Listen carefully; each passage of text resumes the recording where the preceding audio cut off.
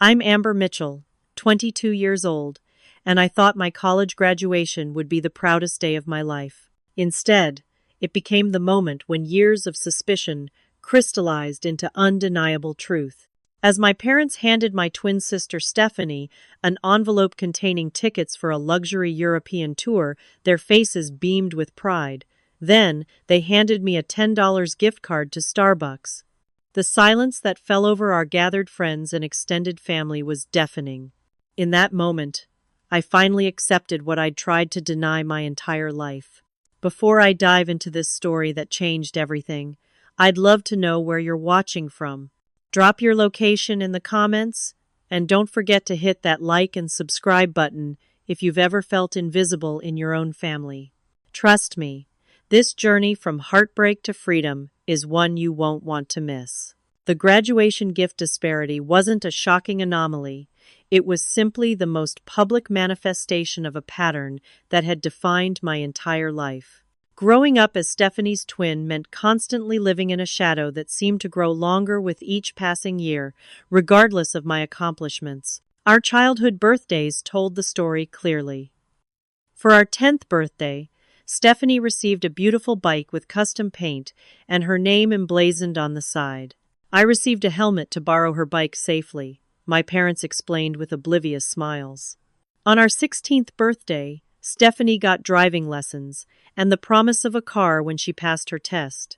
I got a bus pass and a lecture about independence. Stephanie just needs a little extra support, my mother would explain, whenever I gathered the courage to question the disparity. She's more sensitive than you are, Amber. You've always been our strong one. Being the strong one meant my achievements were expected rather than celebrated. When I brought home straight A's, my father would briefly nod before turning his attention to Stephanie's C+ in math, exclaiming how proud he was of her improvement. When I won the state debate championship in junior year, my parents attended but left early to watch Stephanie's minor role in the school play. I still remember the crystal ballerina figurine my grandmother had given me when I was 8. It was my most precious possession, displayed carefully on my bookshelf. One afternoon, I found it shattered on the floor. Stephanie had been in my room borrowing clothes without permission, something she did regularly despite my protests. When our parents came home, Stephanie tearfully claimed I had pushed her, causing her to fall into the shelf. Despite my denials, I was grounded for 2 weeks and lectured about controlling my jealousy issues. "Why would you make up such a story about your sister?" my mother had demanded, her disappointment evident. Stephanie would never lie to us, but she did, constantly. Throughout high school, I threw myself into academics and extracurriculars, not just for college applications, but in the increasingly desperate hope of earning the approval that seemed to be automatically granted to my sister. I became class president, captained the debate team, volunteered 20 hours a week, and maintained a perfect 4 gigapascals. Stephanie barely maintained a 2.8, but was praised for finding her own path and not succumbing to academic pressure. College brought geographic distance but no emotional relief. I earned a partial scholarship to a prestigious university and worked 2 part-time jobs to cover the remaining costs. Meanwhile, my parents fully funded Stephanie's education at the same university, including a private apartment while I shared a cramped dorm room. Their explanation? Stephanie needs her own space to thrive. I apparently thrived just fine in any conditions. It was during our sophomore year that I began to notice Stephanie's more calculated behaviors. She would frequently tell our parents that I was too busy to talk when they called, even when I wasn't. Small comments about me focusing too much on school and not having a real college experience began working their way into family conversations. When I confronted her, she would blink innocently and say, "I'm just worried about you, sis. You seem so unhappy all the time." The pattern continued for 4 years, Stephanie struggling academically, but somehow always positioned as the one deserving sympathy and support, while my achievements were minimized or ignored entirely. By the time graduation approached, I had secured a job offer and was graduating summa cum laude, while Stephanie barely qualified to walk at the ceremony after taking an extra semester to complete her requirements. I thought, Finally, our graduation day would be the equalizer, the day when my parents would have to acknowledge that I had objectively succeeded by any measure. I had never been more wrong. The morning of graduation dawned bright and clear, perfect May weather for an outdoor ceremony. I woke up early, a mix of excitement and anxiety fluttering in my stomach. After 4 years of relentless work, I was graduating with highest honors. My name would be announced with special distinction. Surely today would be different. I met my parents and Stephanie at the designated family meeting spot 2 hours before the ceremony. My mother immediately fussed over Stephanie's hair and gown, while my father took photos mostly of Stephanie, with a few quick shots of me as apparent afterthoughts. "We have something special planned for after the ceremony," my mother said, squeezing Stephanie's hand. They exchanged knowing smiles that excluded me entirely. I pushed down the familiar twinge of hurt and focused on adjusting my honor cords. The ceremony itself was beautiful. When they called my name, announcing Amber Mitchell, summa cum laude, I scanned the crowd and found my parents. They were clapping politely, my father already lowering his hands while my mother checked her phone. When Stephanie's name was called 10 minutes later, they leapt to their feet, cheering wildly, my father whistling with fingers in his mouth. I saw several people turn to stare at the commotion. After the ceremony, families gathered on the lawn for photos and celebrations. My best friend Rachel found me first, hugging me tightly. "You did it! I'm so proud of you," she exclaimed, her genuine enthusiasm momentarily lifting my spirits. My parents and Stephanie approached, my father carrying 2 gift bags. My stomach clenched with hope and apprehension. "Congratulations, girls," my mother said, beaming at us both, but letting her gaze linger on Stephanie. "We're so proud of both of you for reaching this milestone." My father cleared his throat. "We have special graduation gifts for you both." He handed Stephanie the larger gift bag first. She pulled out an envelope, opening it with exaggerated slowness for dramatic effect. Her practiced gasp of surprise wouldn't have been out of place in a high school drama production. "Oh my God! A European tour? First class? For 3 weeks?" She flung her arms around our parents. "This is amazing! I can't believe it." My mother patted her back. "You deserve it, sweetie. Paris, Rome, London, all the fashion capitals. It'll be wonderful inspiration for your future design career." Stephanie had taken exactly 2 fashion courses and had never completed a single original design. Then my father handed me the smaller bag. I reached in and pulled out a small envelope. Inside was a $10 Starbucks gift card and a short note that read, "Congratulations on your graduation. Love, Mom and Dad." The silence that fell over our immediate circle was excruciating. Rachel's jaw literally dropped. My Aunt Linda, standing nearby, audibly gasped. Even a family friend I barely knew looked away in embarrassment. "Thank you," I managed, my voice hollow. "We know how practical you are, honey," my mother explained, seemingly oblivious to the horrified expressions surrounding us. "And you're starting that job right away, so you wouldn't have time for a trip anyway." I stood frozen, the gift card burning between my fingers like a physical manifestation of my parents' indifference. "Are you kidding me?" Rachel blurted out, unable to contain herself. "She graduated top of her class and gets a coffee gift card?" My father frowned. "Amber understands the value of money. Stephanie needs more cultural experiences for her creative development." Conversations around us had stopped as people pretended not to listen while obviously straining to hear every word.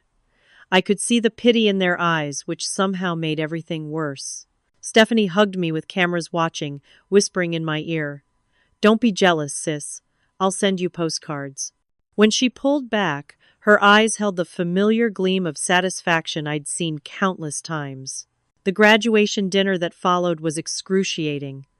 At the upscale restaurant my parents had chosen, the conversation revolved entirely around Stephanie's upcoming European adventure. Which cities she would visit, which fashion houses she might tour, which Instagram-worthy landmarks she would see. I sat silently picking at my food, feeling increasingly invisible. "Amber, you're so quiet," my grandmother finally noticed. "Are you feeling all right?" Before I could answer, my mother interjected. She's just tired from all that studying. Always so serious, our Amber. Halfway through the meal, I excused myself to the bathroom. Locking myself in a stall, I finally allowed the tears to fall. The door to the bathroom opened, and I quickly tried to silence my sobs. Amber? Honey, is that you? It was Aunt Linda, my mother's younger sister. I emerged from the stall, eyes red and puffy. I saw what happened earlier, she said quietly. It's not right what they're doing. It's fine, I said automatically. The response conditioned through years of minimizing my own feelings. I'm used to it. That's the problem, Linda said, her eyes reflecting a sadness that seemed to run deeper than just this moment. You shouldn't have to be used to it. As she hugged me, something shifted inside me. The constant hope that my parents would eventually see me, truly see me, suddenly felt like a chain I'd been carrying for years. In that moment, in a restaurant bathroom on my graduation day, I decided I was done trying to earn love that should have been freely given. I'm done, I whispered, more to myself than to Aunt Linda. I'm just done. The morning after graduation, I woke up with a clarity I hadn't felt in years. The fog of perpetual hope that my parents would eventually treat me equally, that they would finally see my worth had lifted, leaving behind a cold but liberating reality. I deserved better, and I was finally ready to say so. I found my parents in the kitchen of our family home, where I was staying temporarily before starting my new job. Stephanie was still asleep, naturally. We need to talk about yesterday, I said, my voice steadier than I expected. My mother looked up from her coffee, eyebrows raised. What about it? The gifts. You gave Stephanie a luxury European vacation and gave me a $10 gift card. Can you understand how hurtful that was? My father sighed heavily, exchanging a look with my mother that I recognized all too well. The Amber is being difficult again look. Honey, we've always treated you girls equally, my mother said, her tone suggesting I was being unreasonable. You just have different needs. Equal doesn't mean identical, my father added. Stephanie needs more. Assistance in life. You've always been so independent. Independent because I had to be, I replied, feeling heat rise in my cheeks. Not because I wanted to be. And that's not about different needs. A $10,000 trip versus a $10 gift card isn't about different needs. Now you're just being materialistic, my mother said, her voice hardening. We raised you better than to count dollars and cents in family matters. This isn't about money. It's about value, about worth, about showing me that my accomplishments matter to you as much as Stephanie's existence does. You're overreacting, my father dismissed. And honestly, you should be happy for your sister instead of making her special moment about you. Her special moment? It was my graduation too. I graduated with highest honors while working 2 jobs. The sound of footsteps on the stairs silenced us momentarily. Stephanie appeared in the doorway, still in her pajamas, despite it being nearly noon. What's going on? She asked, though her smirk suggested she knew exactly what we were discussing. Your sister is upset about graduation gifts, my mother explained, her tone implying how ridiculous she found the whole thing. Stephanie's face arranged itself into a mask of concern. Oh, Amber, are you jealous of my trip? You know I'd take you along if I could. No, you wouldn't, I stated flatly. And this isn't about jealousy. It's about a lifetime of favoritism that culminated in yesterday's public humiliation. Humiliation? My father echoed incredulously. Now you're just being dramatic. Everyone saw it, I insisted. Rachel, Aunt Linda, even your friends were embarrassed for me. I think what's really going on here, Stephanie interjected smoothly, is that you've always resented me for being more social and creative while you focused on grades. It's not our fault you chose to isolate yourself with studying all the time. I stared at her, momentarily speechless at the blatant reversal of reality. Isolated myself? I worked 2 jobs while maintaining a 4 gigapascals? You barely passed your classes and spent most of college partying. See? Stephanie turned to our parents, tears suddenly welling in her eyes. This is what I mean. She's always judging me, making me feel bad about myself just because we're different. I can't help it if I'm not academically gifted like her. My mother immediately moved to comfort Stephanie, shooting me a disapproving glance. That's enough, Amber, my father warned. You know your sister is sensitive. In that moment, something clicked. A memory surfaced overhearing Stephanie on the phone during our junior year of college, laughing with a friend. My parents are so easy to manipulate, she had said. I just have to act like Amber was mean to me, and they completely forget whatever she accomplished. You've been doing this on purpose, I said slowly, the realization dawning. All these years, turning them against me. Stephanie's eyes widened briefly before her expression smoothed back into wounded innocence. What are you talking about now? My mother asked tiredly. I heard her. Last year, bragging to a friend about how she manipulates you both by making me look bad. How she deliberately undermines me. That's ridiculous, my father dismissed immediately. Stephanie would never do that. Why would I? Stephanie asked, her voice trembling perfectly. You're my twin. I love you. Stop lying! I rarely raised my voice, and the sound of it seemed to startle everyone, including myself. You've been sabotaging me my entire life. Remember when Dad was going to come to my debate championship but suddenly thought I told him not to bother? That was you. Or when Mom was preparing that special dinner for my scholarship announcement but then believed I didn't care if she attended. Also you. Amber, that's enough, my mother snapped. I won't have you making up stories to hurt your sister. Just then, the doorbell rang. It was Aunt Linda, stopping by with a proper graduation gift for me, a beautiful leather portfolio for my new job. When she sensed the tension, she tried to defend me. Did Amber finally say something about the gifts? She asked cautiously. Because honestly, I was shocked yesterday. It seemed so. Linda, this is a family matter. My mother cut her off coldly. She is family, I pointed out. She's not a parent, my father retorted. She doesn't understand our decisions. Aunt Linda looked like she wanted to say more but closed her mouth at my mother's warning glare. I think I need to move out, I said suddenly, the decision crystallizing as I spoke. Today. Don't be ridiculous, my mother scoffed. Where would you go? Your apartment lease doesn't start for 3 weeks. I'll figure it out. I turned to Linda. Can I use your phone to make a few calls? I seem to have misplaced mine. In reality, I suspected my parents might try to interfere if they overheard my plans. As I packed my belongings, the arguments continued. My parents cycled through dismissal, then anger, then emotional manipulation, and finally threats. If you walk out that door, don't expect financial support, my father warned, as I carried boxes to Linda's car. Your health insurance, your phone plan, all of it comes from us. I know, I replied, surprising myself with my calmness. I've already researched alternatives. This is so ungrateful, my mother hissed.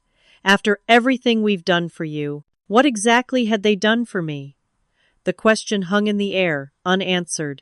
As I placed the last box in Linda's trunk, Stephanie appeared on the porch, no longer bothering with the tears now that our parents weren't watching. You know they'll never choose you, she said quietly, a small smile playing at her lips. They never have. For once, I completely agreed with my sister. Rachel's spare bedroom became my temporary home, a small but welcome sanctuary from the emotional battlefield I'd left behind. Her one-bedroom apartment wasn't designed for 2 people, but she made it work with characteristic generosity, converting her living room into a shared space and giving me the bedroom. Stay as long as you need, she insisted, waving away my concerns about imposing. This is what friends are for. My new marketing job started a week after graduation. Entry-level and modestly paid, it nevertheless provided the independence I desperately needed. The health insurance wasn't great, but it was mine. The salary wasn't impressive, but I had earned it. For the first time in my life, no one could take credit for my achievements or undermine my efforts. Meanwhile, my phone filled with messages, missed calls from my parents that became increasingly manipulative as days passed without response. The voicemails evolved from anger. How dare you walk out like that? To guilt-tripping. Your mother cried all night. Is that what you wanted? to bizarre attempts at normalcy. "We're having your favorite dinner tonight. Why don't you come by?" I responded to none of them. Stephanie, meanwhile, documented every moment of her European adventure on social media. Paris cafes, Rome fountains, London bridges, each post carefully crafted to display maximum enjoyment and sophistication. Several were pointedly tagged with captions like, "Wish my sister could see this view," or "Missing my twin today." The performative nature of her concern wasn't lost on anyone in my new circle of friends. "She's really milking this, isn't she?" Rachel commented one evening as we scrolled past another of Stephanie's posed Eiffel Tower photos. $10 says she's showing these to your parents daily. Playing the poor me. My sister abandoned us's card. She wasn't wrong. Through Aunt Linda, I learned that my parents were now portraying me as mentally unstable, claiming I had always been jealous of Stephanie and had finally snapped. The family narrative was being actively rewritten to cast me as the villain, ungrateful, unstable, unreasonable. 3 weeks after moving out, I realized I needed my birth certificate for human resources at my new job. After confirming my parents weren't home, I used my key to quickly retrieve it from the family filing cabinet. While searching, I discovered a folder labeled Adoption Records tucked behind other documents. With shaking hands, I opened it. Inside were papers I had never seen before, legal documents, court filings, and photographs of a woman who looked eerily like me. The truth hit like a physical blow. I was adopted. Stephanie was my parents' biological child. I was not. The documents showed I had been adopted shortly after birth. There was no mention of my birth parents' identities, only clinical references to a closed adoption processed through a now-defunct agency. My entire understanding of my family identity crumbled in an instant. Suddenly, so much made sense: the favoritism, the disconnection, the constant feeling of being an outsider. It wasn't just perception, it was reality. I wasn't their real daughter in their eyes. I never had been. I photographed the documents, replaced them exactly as I had found them, and left with my birth certificate and a heart full of questions. That evening, I called my parents and requested a meeting on neutral ground. We met at a coffee shop the following day. Their expressions shifted from hope to wariness when they realized I wasn't there to apologize or come home. "I found the adoption papers," I said without preamble, placing copies on the table between us. The color drained from my mother's face. My father's jaw tightened. "You had no right to go through our personal documents," he said. But there was no real force behind his words, only the reflexive response of someone caught in a lie. "You had no right to hide this from me my entire life," I countered. "Were you ever going to tell me?" "We didn't see the point," my mother admitted after a long pause. "You were ours on paper. That's all that mattered legally. But not emotionally, apparently." The subtext was clear. Is this why? I couldn't finish the question, but I didn't need to. "We never treated you differently because of that," my mother insisted, but she couldn't meet my eyes. "That's a lie," I said quietly. "You've always treated me differently. Every birthday, every achievement, every disappointment, there was always a distinction. Stephanie was your daughter. I was something else." "That's not fair," my father protested weakly. No, it wasn't fair. None of it was fair. I gathered my composure. Who were my birth parents? "We don't know," my father claimed. "It was closed, anonymous." Something in his rapid response felt rehearsed. I didn't believe him, but I knew pressing further would only result in more lies. 3 days later, Stephanie returned from Europe. I learned through social media that she had brought expensive gifts for everyone: perfume for our mother, a watch for our father, even souvenirs for extended family members and friends. Everyone except me, of course. Not that I had expected anything. That night, I found myself searching for therapists who specialized in adoption issues and family trauma. The pain of discovering my true origins, coupled with the years of unequal treatment, felt too heavy to carry alone. I needed professional help to process it all. As I scheduled my first appointment, I realized I wasn't just mourning the parents I never had, I was finally saying goodbye to the parents I had desperately wished for but never existed. "I've been wanting to tell you for years," Aunt Linda confessed as she poured tea in her cozy living room. After 2 sessions with my therapist, I had gathered the courage to ask Linda if she knew about my adoption. Her immediate tears answered before her words could. "Your mother, my sister, swore the family to secrecy. She was worried you'd feel different if you knew, but I always thought you had a right to know your history." "Different?" I echoed bitterly. "They made sure I felt different every single day, even without knowing why." Linda nodded sadly. "I saw it happening from the beginning, the way they doted on Stephanie while expecting you to just manage on your own. I tried to speak up a few times over the years, but Caroline would accuse me of interfering or imagining things. Why did they adopt me at all if they didn't want me?" The question that had been haunting me finally escaped. Linda set down her teacup, her expression grave. "It wasn't that they didn't want you, they did at first. Caroline couldn't conceive, and they'd been trying for years. They adopted you, and everyone was thrilled. Then, barely 2 months later, Caroline discovered she was pregnant with Stephanie. It was unexpected, some kind of medical miracle according to her doctors. So I became obsolete," I said flatly. "Not officially, of course, but in their hearts." Linda trailed off, unable to soften this particular truth.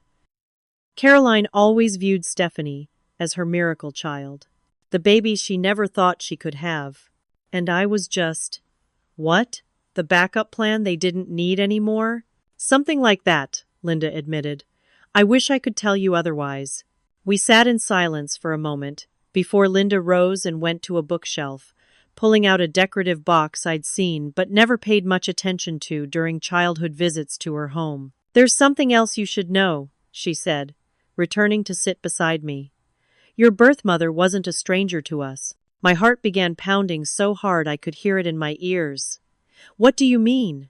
"Your birth mother was my best friend from college, Diana Mitchell." Mitchell. My last name. The name I thought I shared with my adoptive family was actually from my birth mother. They kept my birth mother's last name for me? This seemed incongruous with everything else. "It was part of the arrangement," Linda explained. "Diana was. She was amazing, Amber. Brilliant, kind, creative. She was diagnosed with an aggressive cancer during her pregnancy. She knew she wouldn't survive to raise you." Tears began streaming down my face unchecked. "She died?" Linda nodded, opening the box to reveal photographs, letters, and small mementos. "2 months after you were born, she asked me to keep an eye on you, to make sure you were loved. I tried, Amber. I tried to be there for you whenever I could." I realized then why Aunt Linda had always seemed especially attentive to me at family gatherings, bringing me books she thought I'd enjoy, remembering details about my interests and achievements that my parents overlooked. She hadn't been just a kind aunt. She'd been fulfilling a promise to my mother. "Diana wanted you to have these when you turned 18, but Caroline and Robert insisted you weren't ready to know. I've been keeping them safe, waiting for the right time." Linda handed me a sealed envelope with my name written in elegant script. Inside was a letter, the paper delicate from age, but the words still clear. "My dearest Amber, if you're reading this, it means I've been gone a long time, and you've finally learned the truth about your birth. I'm sorry I couldn't be there to watch you grow up, to comfort you when you were sad, to celebrate your victories. Know that giving you life was my last and greatest act of love. I asked your adoptive parents to give you my last name so that you would always carry a piece of me with you. I hope they have told you stories about me, about how much I wanted you, about how hard I fought to stay alive long enough to hold you in my arms. You were perfect from the moment I first saw you. Never doubt that you were wanted, that you were loved fiercely, completely, eternally. With all my heart, Diana Mitchell."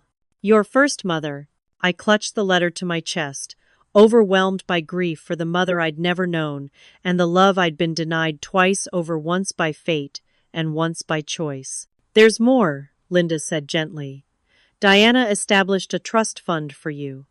It was supposed to be transferred to your control at graduation." I looked up sharply. "A trust fund?" I never received anything. Linda's expression hardened. I was afraid of that. As the secondary trustee, I've received annual statements, but your parents had primary control until you turned 22.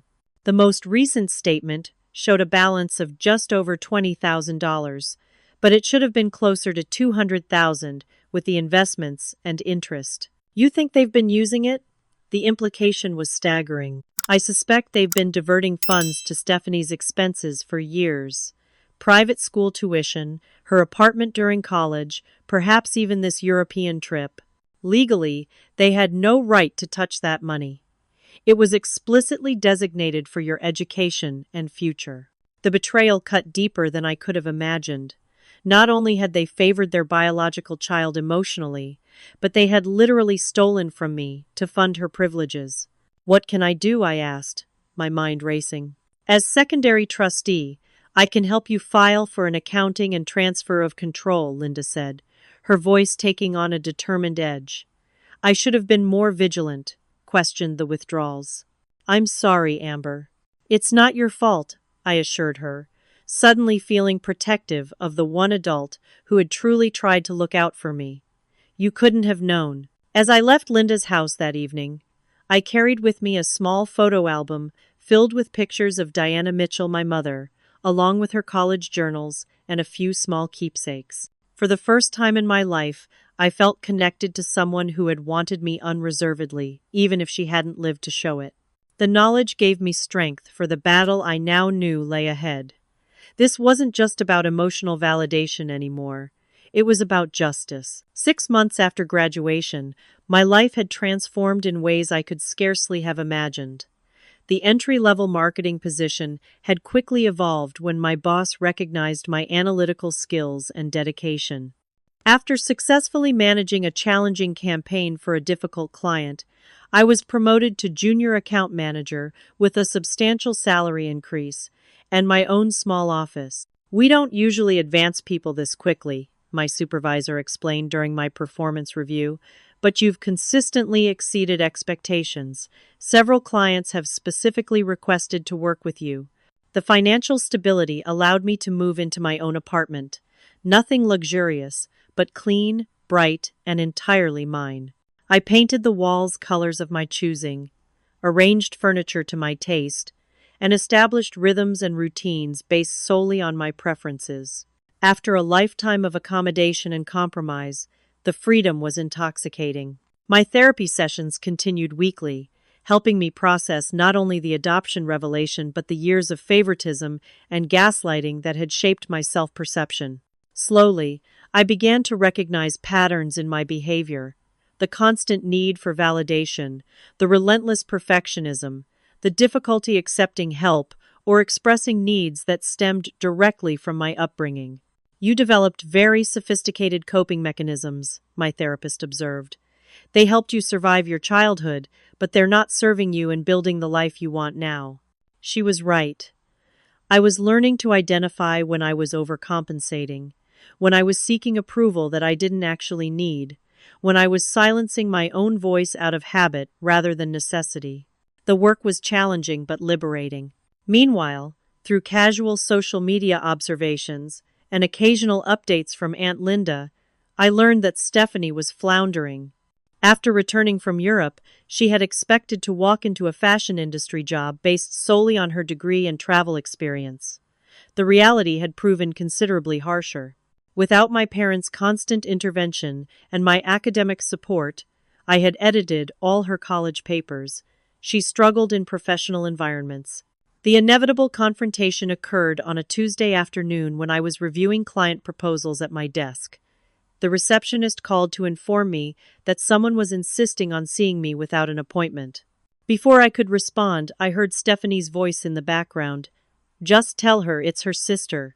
Moments later, she appeared in my office doorway, looking simultaneously haughty and desperate, a combination I recognized from countless childhood confrontations. "So, this is where you've been hiding," she said, glancing around my office with poorly concealed surprise. "Not bad for a starter job." "I'm actually in the middle of something important," I replied calmly. If you'd called ahead, we could have scheduled a time to talk. Since when do I need an appointment to see my own twin? She dropped into the chair across from my desk uninvited. Mom and Dad are worried sick about you. I doubt that. I closed my laptop, recognizing this interruption wouldn't be brief. What do you really want, Stephanie? Her facade cracked slightly. I need a job. Nothing in fashion is working out, and Dad says I need to start paying my own rent next month. Of course, she wasn't here out of concern or a desire to reconnect. She needed something. And you thought I'd help you because? Because we're family, she said, as if it were obvious. Look, I know things haven't always been perfect between us. Perfect? I echoed incredulously. You systematically undermined me for years, deliberately sabotaged my relationship with our parents, and stood by while they gave you everything and me nothing. And now you want a favor? That's so dramatic, she scoffed, but I could see uncertainty in her eyes. She wasn't used to me standing my ground. It's not my fault they liked me better. The casual cruelty of her statement hung in the air between us. I think you should leave, I said quietly. Fine, she stood abruptly. But they're going to keep calling you. They want you to help me find something. Anything. Dad says you owe the family after the way you walked out. After she left, my phone began ringing almost immediately. My father, then my mother, then my father again. I silenced each call, focusing on steadying my breathing as my therapist had taught me. When the calls persisted, I finally answered. Amber, my father began without greeting. Your sister just left your office very upset. What did you say to her? I told her I wouldn't help her get a job at my company, I replied truthfully. This selfish streak of yours is getting old, he said, his tone dripping with disappointment. Family helps family. Is that so? Where was that philosophy when you were stealing from my trust fund to finance Stephanie's lifestyle? The silence on the other end of the line confirmed what I already knew. Linda told you about that, he finally said, his voice tight. You don't understand the financial pressures of raising 2 children. Don't, I cut him off. Don't try to justify theft. That money was from my birth mother, specifically for me. You had no right to touch it, much less give it to Stephanie. We're your parents. We made decisions we thought were best. No. You made decisions that were best for your biological child while systematically shortchanging your adopted one. And now I'm done with this conversation. I hung up, hands shaking but mind clear. Setting boundaries was still new and uncomfortable, but necessary. That evening, I met James for dinner. We had been working together on several marketing projects, and our professional rapport had gradually evolved into something more personal. He was the first person I'd dated who knew my whole story, the adoption, the family dynamics, the ongoing legal battle over the trust fund. His steady support had become an unexpected anchor in my new life. Stephanie showed up at work today, I told him, over pasta. Demanded I help her get a job. Wow. James shook his head. The entitlement is really something. The weird thing is, I think she genuinely doesn't understand why I wouldn't want to help her. In her mind, that's just how things work. She needs something, people provide it. Because that's always been her reality, he observed. She's never had to earn anything or face consequences. As we discussed the situation, I realized how different this relationship felt from any I'd had before. There was no constant need to prove my worth. No fear that expressing my true feelings would result in abandonment. The freedom to be authentically myself, flawed, healing, sometimes uncertain, was the greatest gift of my new independence. Later that week, I received a promotion offer from a competing agency, a significant step up in both responsibility and compensation. As I considered the opportunity, I recognized that for the first time in my life, my decisions were truly my own. No one else's expectations or judgments would factor into my choice. The realization was both terrifying and exhilarating. This was what freedom felt like. The conference room of Matthews and Prescott law offices felt imposingly formal with its mahogany table and leather chairs. I smoothed my skirt nervously as Mr. Matthews, a sharp-eyed attorney in his 50s, reviewed the documents Linda and I had gathered. "This is actually quite straightforward," he said after several minutes of silence. "The trust established by Diana Mitchell was explicitly designated for your education and welfare.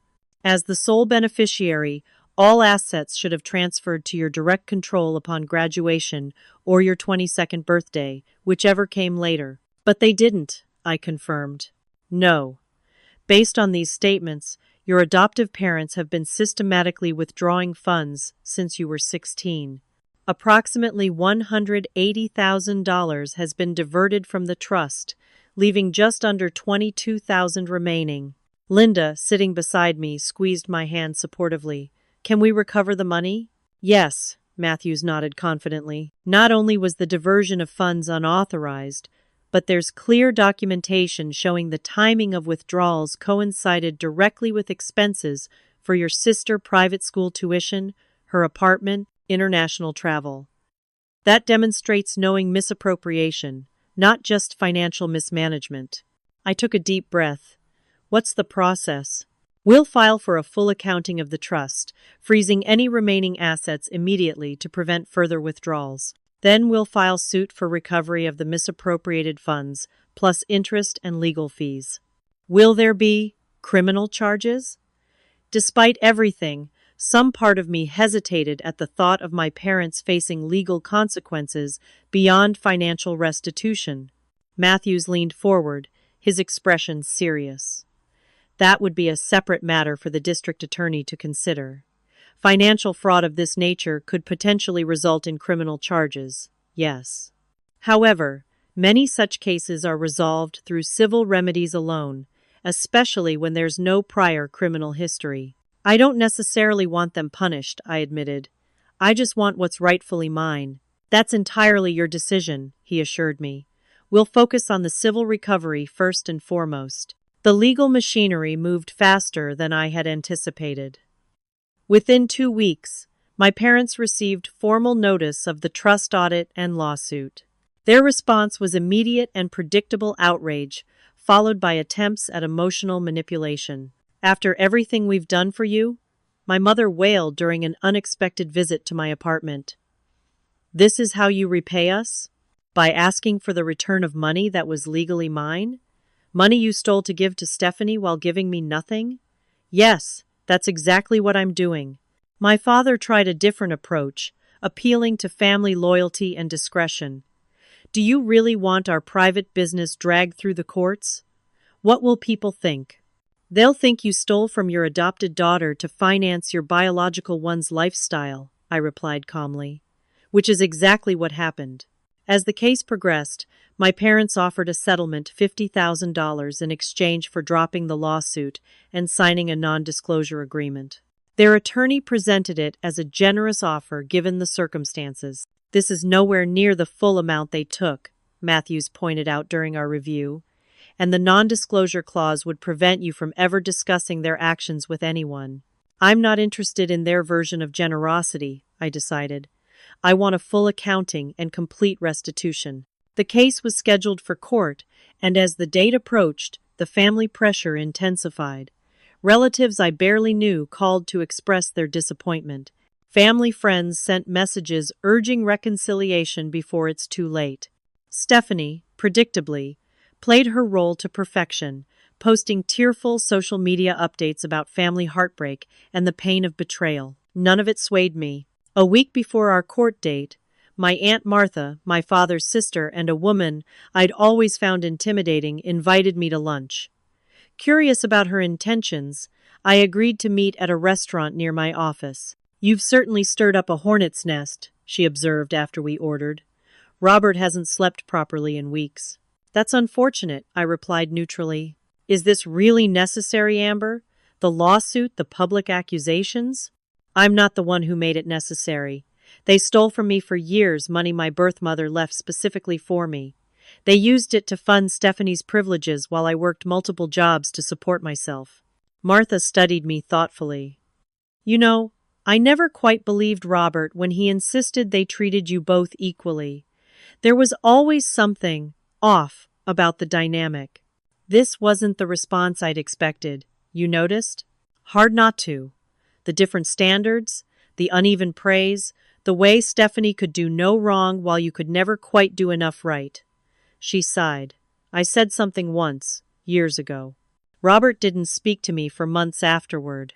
Then you understand why I can't just let this go, I said. I do. She reached into her purse and withdrew an envelope, which is why I brought you these.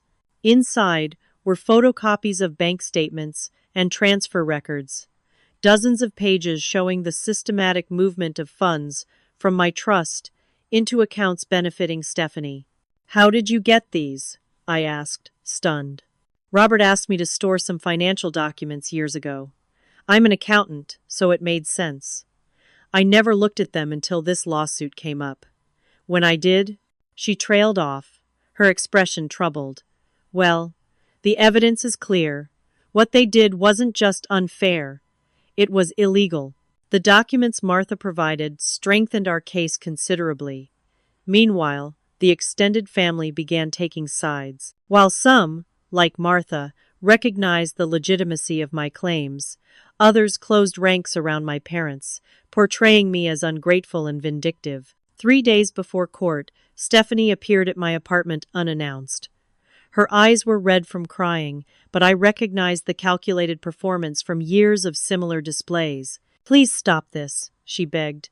You're tearing the family apart. The family was never whole to begin with, I replied, not inviting her in. Not for me. I didn't know about the trust, she insisted. I had no idea they were using your money. Maybe not, I acknowledged, but you knew they treated us differently. You knew they gave you everything and me almost nothing, and you not only accepted it, you encouraged it. We were children. We're not children anymore, Stephanie. We're adults, responsible for our own choices, and I'm choosing to stand up for myself, finally. Her expression hardened, the facade of sisterly concern dropping away. They'll never forgive you for this, neither will I. I can live with that, I said, and closed the door. The evening before court, I met with Aunt Linda to review our strategy one final time. The evidence was overwhelming, the trust documents clearly specifying the funds were for my sole benefit, the bank records showing systematic diversion to Stephanie's expenses, and affidavits from financial professionals confirming the impropriety of my parents' actions. Are you ready for tomorrow? Linda asked gently. As ready as I'll ever be, I replied. Part of me still can't believe it's come to this. You didn't bring it to this point, she reminded me. They did, through years of choices that valued one child over the other. I nodded, drawing strength from her unwavering support. Whatever happens tomorrow, I know I'm doing the right thing, not just for me, but for Diana, my birth mother. She wanted to provide for me, to make sure I was taken care of. Honoring her wishes is important to me. That night, I slept surprisingly well. The anxiety that had knotted my stomach for weeks had finally dissolved into a calm certainty. I was fighting for what was rightfully mine, not out of vengeance, but out of self-respect and a newborn sense of justice. The courthouse steps felt impossibly steep as I ascended them the next morning, Linda on one side and Mr. Matthews on the other. Inside, the polished marble floors and hushed atmosphere reinforced the solemnity of what was about to transpire. This wasn't just a financial dispute, it was the public acknowledgement of a lifetime of inequality. My parents and their attorney were already seated when we entered the courtroom.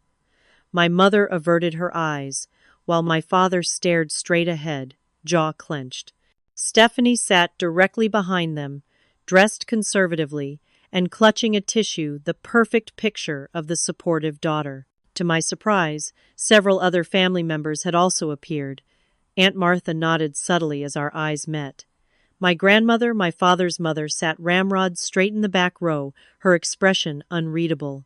Even my cousin Michael, with whom I'd been close as a child before family dynamics pulled us apart, had come.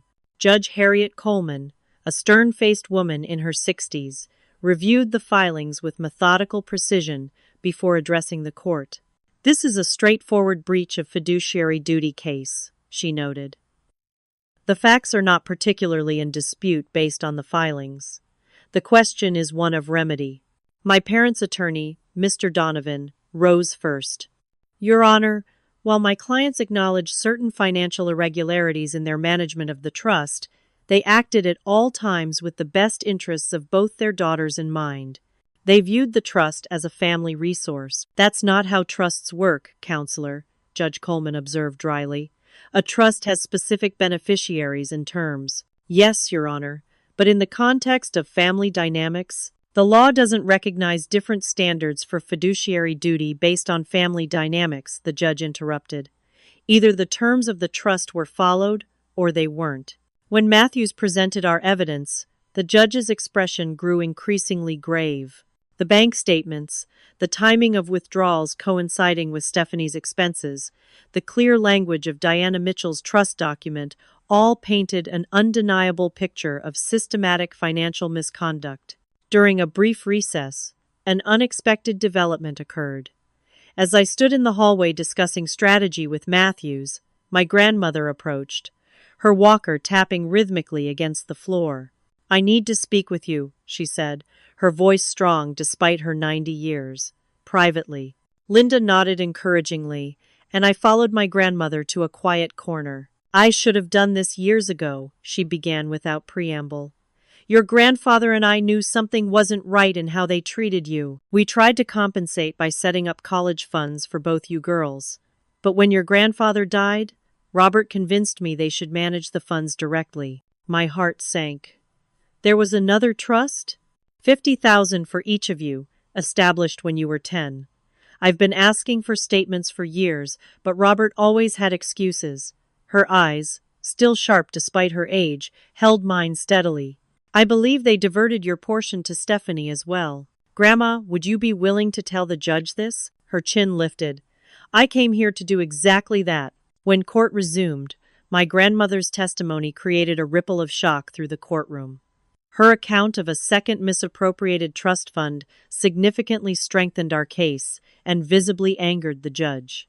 As the proceedings continued, the full extent of my parents' financial misconduct became painfully clear. Not only had they systematically diverted funds from Diana's trust, but they had also redirected my grandparents' gift, college scholarship money that should have reduced my student loans, and even graduation checks from family friends that I'd never received. Judge Coleman didn't bother hiding her disapproval.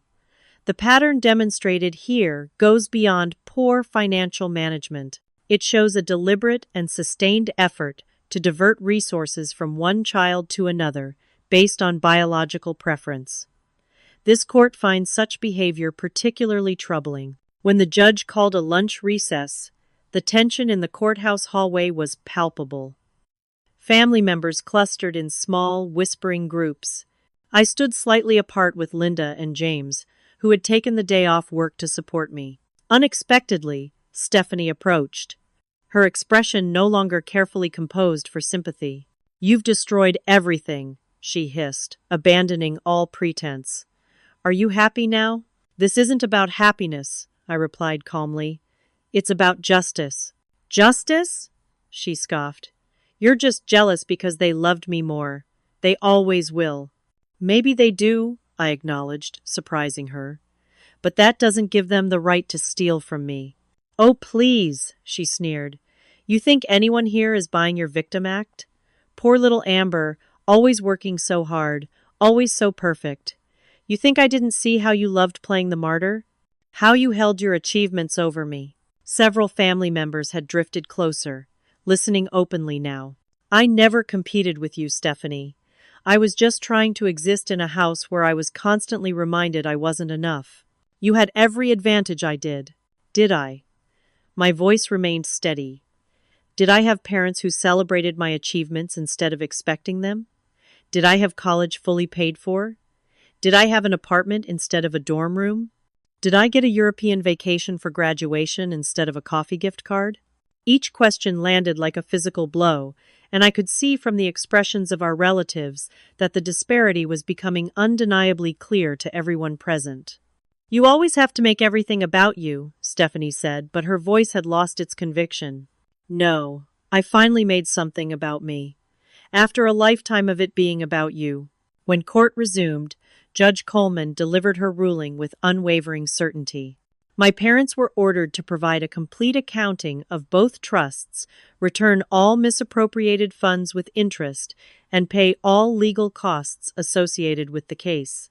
The judge also referred the matter to the district attorney's office for consideration of criminal charges, though she noted such prosecution would be a separate matter. This court views breaches of fiduciary duty with the utmost seriousness, she concluded, particularly when the victim is a child for whom the fiduciaries had a legal and moral responsibility to protect. As we prepared to leave the courtroom, my mother finally approached me directly, tears streaming down her face. "How could you do this to us?" she asked, her voice breaking. "We gave you everything." "No," I corrected gently. "You gave Stephanie everything. You gave me what you thought you could spare. There's a difference."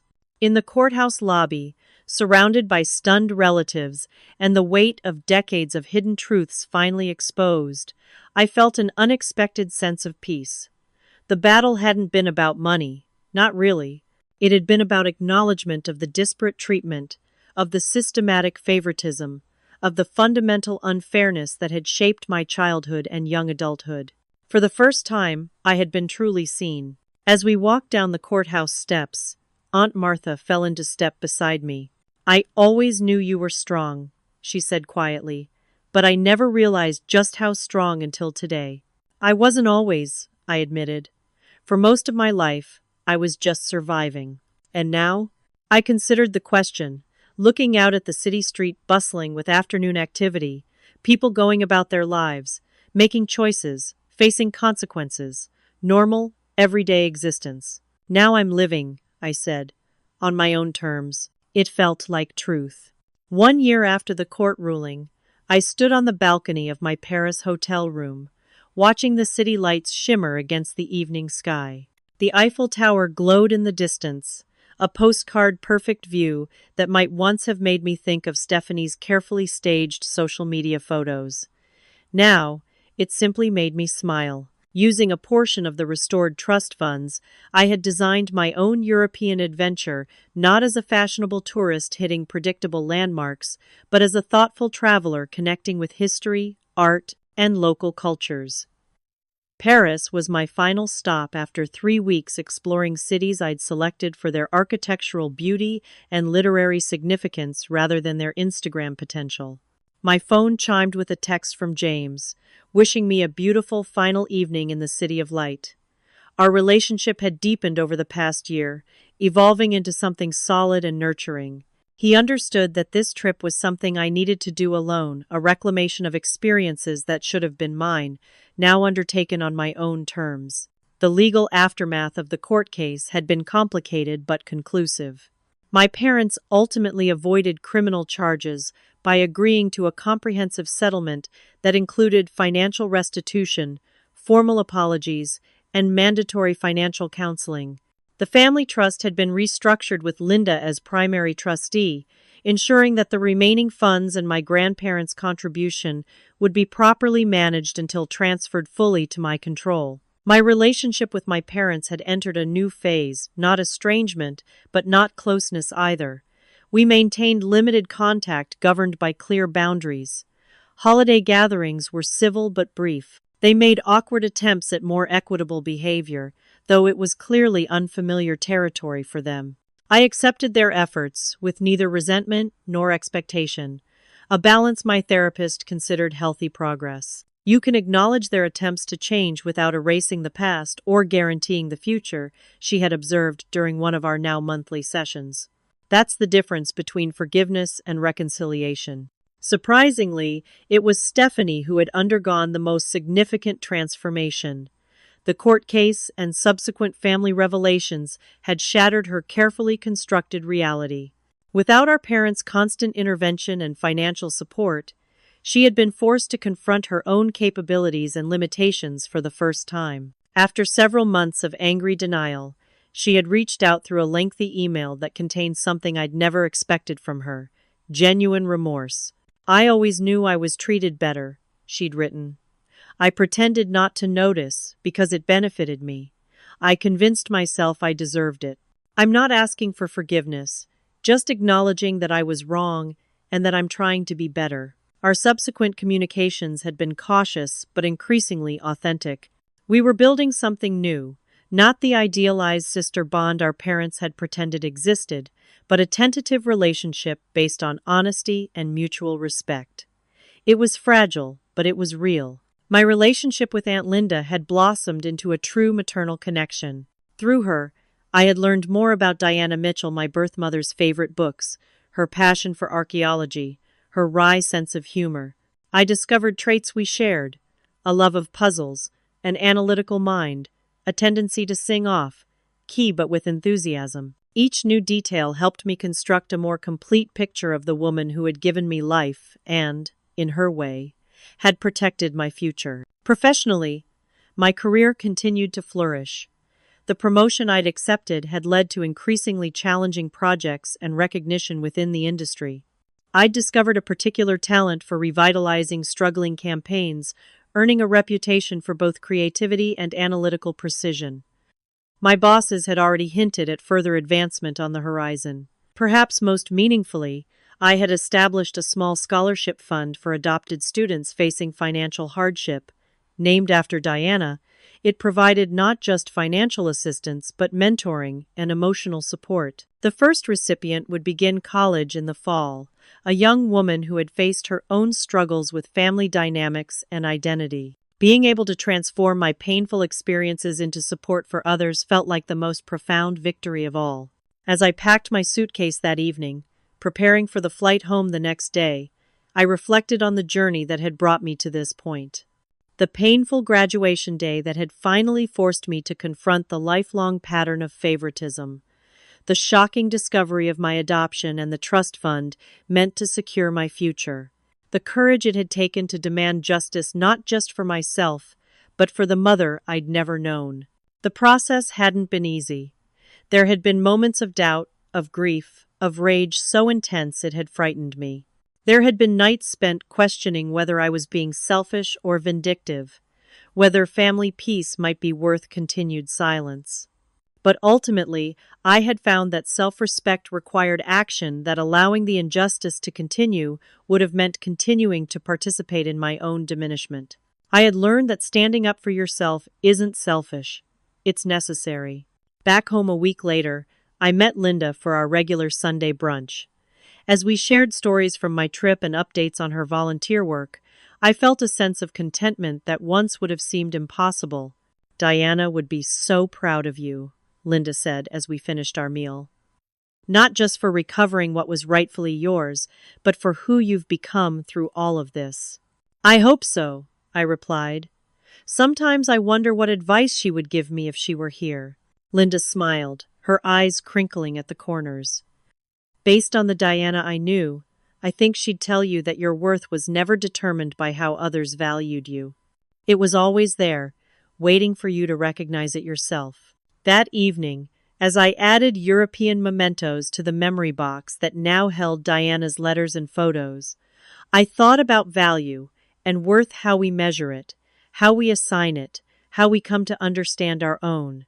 For too long, I had allowed others to define my value, to set the terms by which I would be measured and invariably found wanting. No more. The journey from that devastating graduation day to this peaceful evening had been transformative.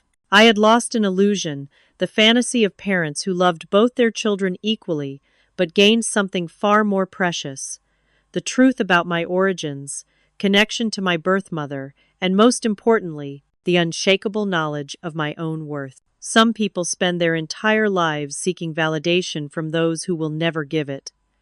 I had finally broken that chain, and in doing so, had set myself free.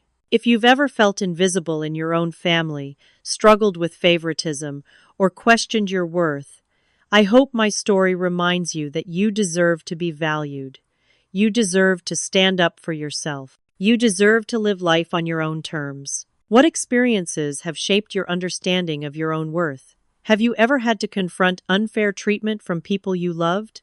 Share your thoughts in the comments below. And if this story resonated with you, please like, subscribe, and share it with someone who might need to hear that they're not alone. Thank you for listening to my journey. And remember, your value was never about how others see you. but about how you finally come to see yourself.